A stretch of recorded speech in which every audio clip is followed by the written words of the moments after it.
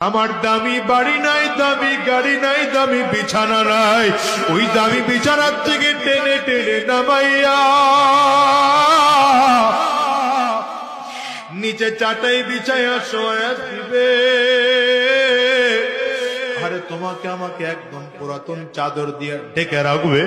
সন্তান এসে চিৎকার করে আব্বা আব্বা বলে ডাকবে, ডাকের সাড়া দিতে পারবো না। পর্দার আড়ালের মা সন্তান এসে মা বলে ডাকবে, ডাকের সাড়া দিতে পারবো না। ওই কলিজার টুকরা সন্তান ওখানে বসে চিল্লায় আর বলে আব্বু জবান খোলো, জবান খুলে না। আব্বু জবাব দেওয়ার মতো শক্তি নাই।